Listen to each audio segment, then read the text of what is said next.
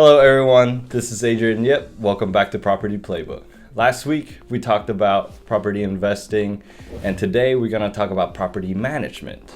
So today we have Kathy Brunk, who is also my work mom, and she's the older sister of Bob Baptiste. So Kathy, can you tell us a little bit about yourself and how many property are you currently managing in your portfolio? Sure. So the properties that I'm currently managing are for our family, ourselves, within our own portfolio.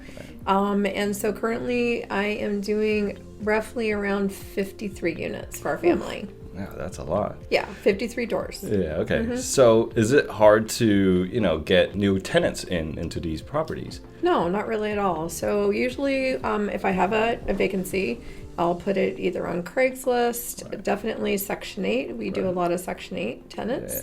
Yeah. I have people I talk to through the Veterans Administration to get veterans as well.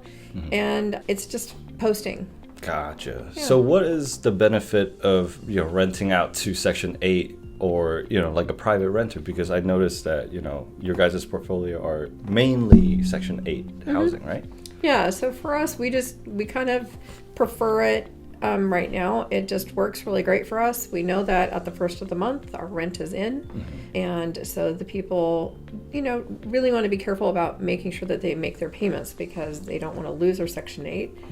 From what I understand, once you lose it, you don't get it. And that could be wrong. So it's just real easy. On the first, your money's in. So you know that every single month there's a certain amount of money that will be coming into the bank. Gotcha. So essentially the government helps subsidize part of their rent or majority of their rent, and they only pay a small amount. So correct. Same thing with Veterans Administration. They do the same thing. Gotcha. Yeah. So as like a new owner of an investment property, how could they determine how much their unit could rent out for?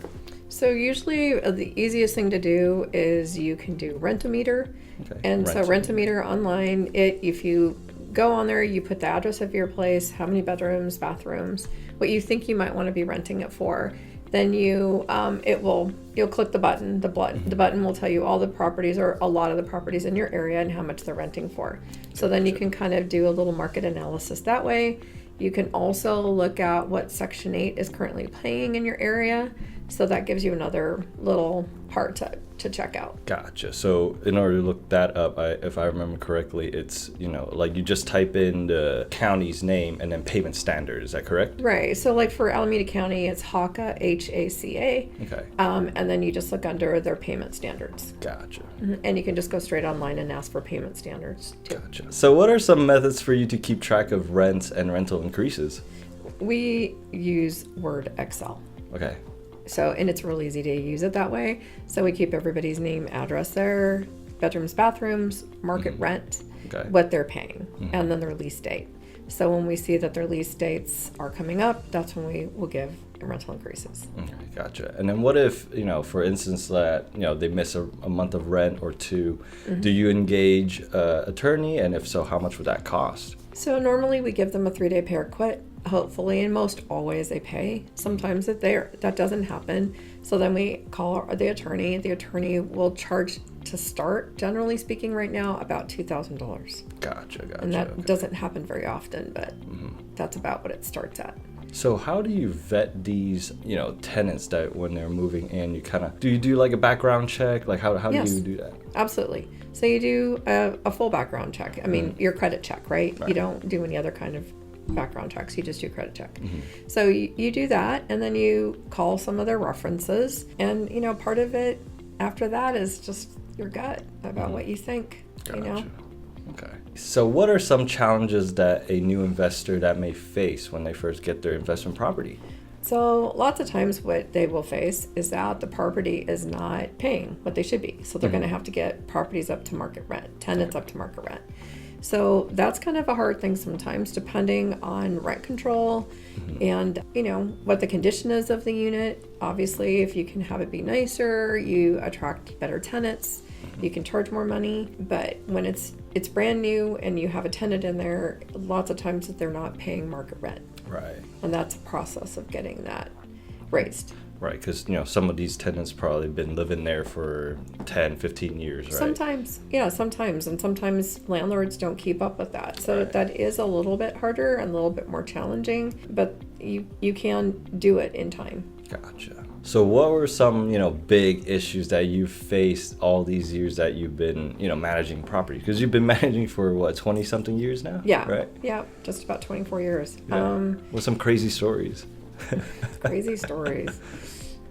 Wait a second. I need a second for that one. Okay. I'm trying to think here. A crazy story. I mean, people generally are good, and people try to keep up their places. And, Right. Sometimes it doesn't always work, but I don't really think I have any crazy stories about tenants. I mean, I think the biggest thing I would say is, maybe having someone that answers your phone during the nighttime so that they don't call you. People will call you at crazy times of the day and night to ask you for things that they want. And probably for nothing important either, right? No. I think my craziest one was Christmas morning. Wow. At 7:00 in the morning, the tenant called me and asked for a new kitchen. Oh my goodness. Yeah. I mean, they just probably be like, I didn't get any Christmas gift. I kind of want that right now, right? I don't know.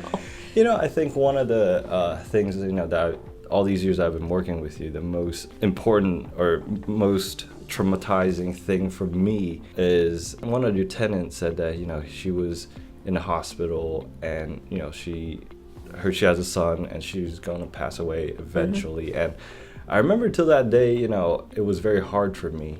And as a, like a manager, how did you deal with that emotion? Well, I mean, she's a human being, so of course, she was a very nice lady. I've known her for a long time. I mean, all I wanted to do was to make sure that she was going to be safe. She could do what she needed to do, and to make sure that we could make sure her son was going to be okay. Right. Yeah. Yeah, because I mean, a lot of times, even though as much as we want to get our rents on time, there will be some instances Always. that Yeah. that we do favors for them. So it's Absolutely. more than just, the money wise. Oh, absolutely. I mean, yeah, you have to be a human being. I mean, Yeah. people have things that come up in their lives that aren't expected. And Right. if they're, that person, if they've been paying and whatever, like this lady, you just wanted to help her because you knew what was ultimately going to happen. Yeah, and I do believe, what comes around goes around. It's Exactly. karma, right? Exactly. So, Yeah. Yeah, absolutely. She was a very nice woman. Yeah. So, Yeah. I really appreciate your time. Thank and, you. I hopefully can get you back on the show again eventually, for another topic. So, yeah, if you guys have any other questions, feel free to shoot a comment down below. And then if you like this and want to learn more about, investing or anything in the real estate aspect, feel free to subscribe. All right. Till next time, take care. Bye.